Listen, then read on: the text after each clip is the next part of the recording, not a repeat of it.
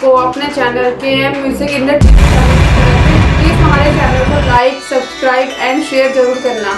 बाबा भिलटदेव शिखर धाम मंदिर नागलवाड़ी के मुख्य तपोभूमि पर हम अभी विराजमान हैं। बाबा भिलटदेव के दरबार में हम सभी उपस्थित हैं और मैं भिलटदेव मंदिर शिखर धाम मंदिर के मुख्य पुजारी राजेंद्र बाबा। आज आपके चैनल के माध्यम से बाबा भिलटदेव के संक्षिप्त इतिहास के बारे में थोड़ी सी जानकारी बाबा को देना चाहता हूँ। बाबा भिलटदेव जो कि नाग देवता के अवतारी महापुरुष है, जिनका जन्म संवत 1220 854 वर्ष पूर्व मध्य प्रदेश के हरदा जिले के रोलगांव में हुआ था। इनके पिताजी का नाम रेलन था और माताजी का नाम मैदाबाई था। वो गौ सेवा करते थे, गौली परिवार से थे, गौ सेवा करते थे और उनकी कोई संतान नहीं थी। उनके आराध्य देव भगवान शिव जी थे जो गौ सेवा करते थे और वार्षिक पूजा करते थे। ऐसा करते हुए कई वर्ष बीत गए। उनकी पूजा से भगवान भोलेनाथ प्रसन्न हुए। उन्होंने कहा कि मांगो आप क्या वरदान चाहते हो।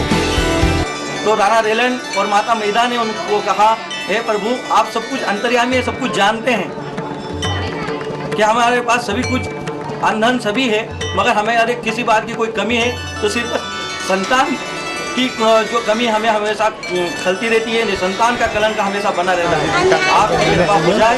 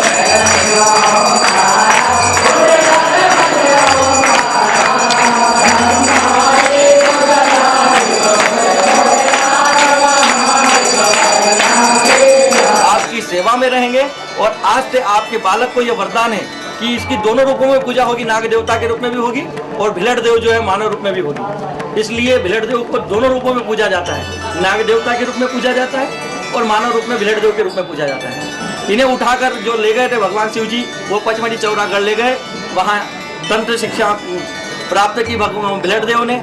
और तंत्र शिक्षा प्राप्त करने के बाद उस समय तांत्रिकों का आतंक फैला था, तांत्रिकों का विनाश करने के लिए भिलट देव, बाबा भिलट देव शिखर धाम मंदिर नागलवाड़ी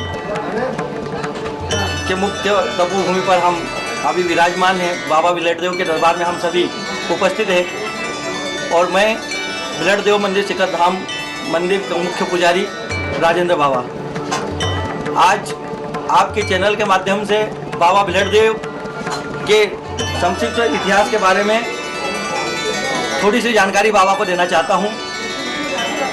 बाबा भिलट देव जो कि नाग देवता के अवतारी महापुरुष है, जिनका जन्म संवत 1220 854 वर्ष पूर्व मध्य प्रदेश के हरदा जिले के रोलगांव में हुआ था। इनके पिताजी का नाम रेलन था और माताजी का नाम मैदाबाई था।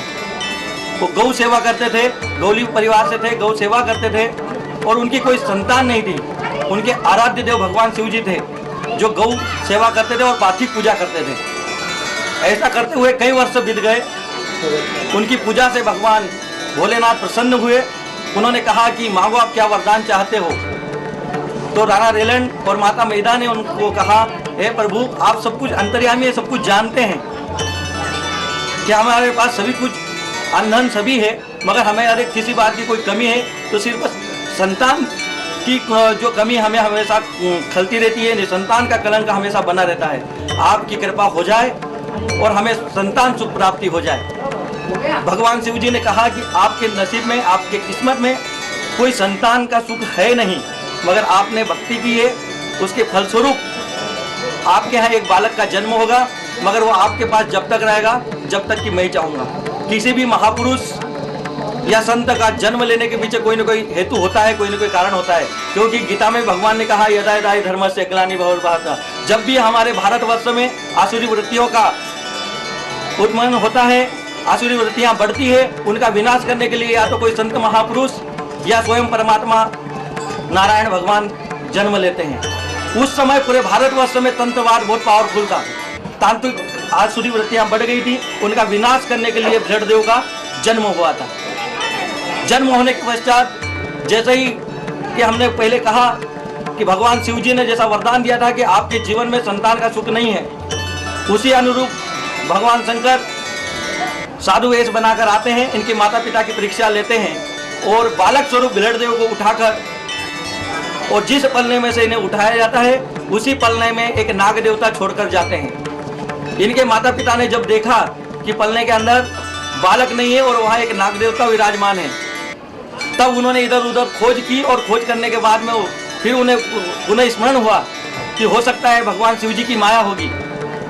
उन्होंने पुनः भगवान शिव जी की प्रार्थना की। भगवान ने कहा, मैंने पहले ही कहा था कि आपके जीवन में संतान का सुख है नहीं, आपके यहाँ निसंतान का कलंक मिट जाएगा, बालक का जन्म जरूर होगा मगर उसका सुख प्राप्त नहीं होगा।